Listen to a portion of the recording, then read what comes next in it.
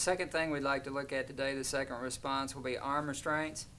If this were a situation where you can't run, and perhaps this person is just somebody that maybe had a little bit too much to drink and you're just trying to calm them down, or perhaps this could be a familial argument like perhaps a brother-in-law that you're still not really wanting to hurt real bad, but you're trying to stop their aggression. So the first thing we'll look at here is if he punches and you end up in sector 1, we're going to work on a straight bar here from the outside. Now the reason we have started all of these today from the sector 1 from the outside is this is the safest place I can be away from his second hand punch.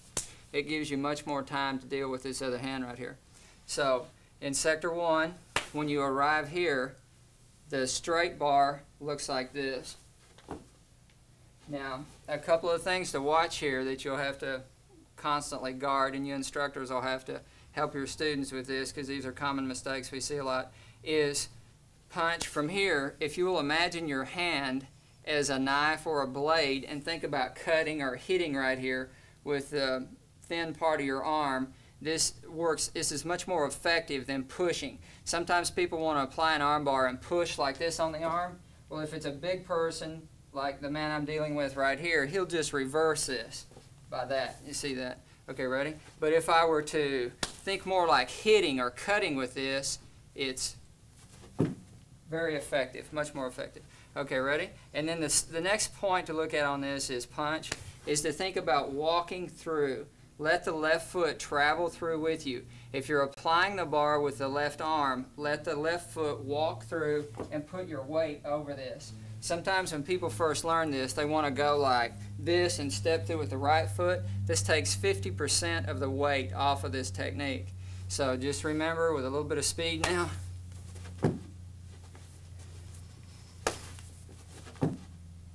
Okay, and then a couple of more points on this are, if you arrive in this sector and perhaps your adrenaline was pumping real hard and in a real life confrontation, you goofed and your arm went over like this, you can still hit with your body and make a good bar out of this.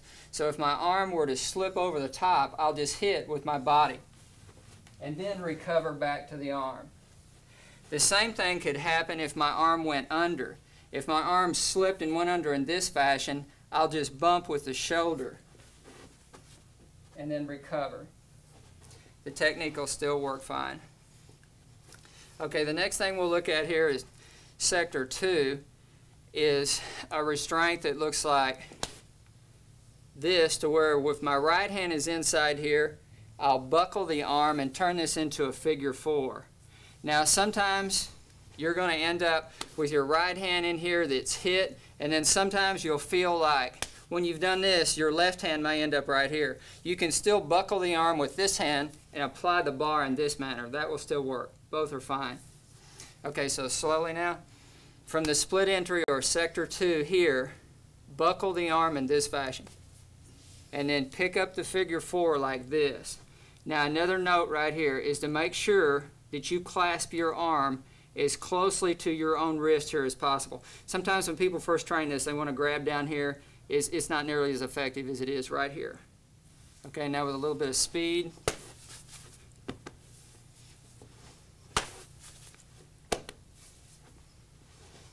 Okay, we'll work into sector 3 now. If I can't step and he were to punch or grab very straight in this fashion, after you stop their momentum, I've stopped the motion, just let the left hand slide to here and we'll put him into a straight bar in this fashion. Now we're going to turn a little bit like this. Remember to use the cutting edge again, just like you did before on the outside in this manner. It's the same thing now when he's in this position. Just pull on the skinny part of your arm here on the bone. That's it, thanks. Sometimes you'll find that when you arrive here and you go to apply this bar, the person will try to bend their arm like that, and you'll take this to a hammer lock. You see that? So if you were attempting to put the straight bar on in this fashion, but he bends the arm, just go ahead and go to a hammer lock in this fashion. And then if you need a little bit more control, in this case he's got a nice ponytail. I'll just reach up here and grab that. or you can lift the chin and put them in a move that looks like this, more like a C-lock move. This is a good controlling move. In sector 4, 2 hands inside like this, just wrap the left arm around and clasp the shoulder, and then figure 4 your own wrist right here. So slowly again. Once you've stopped the person's progression, let that left arm wrap. Place your right hand here in this instance, and then figure 4. And that's it. Now, when we're in sector 4 right here, this can happen too, like perhaps, and we'll switch sides for just a minute.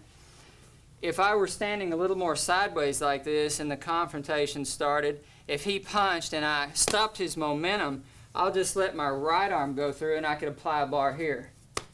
That's it. So slowly, with a little bit of speed.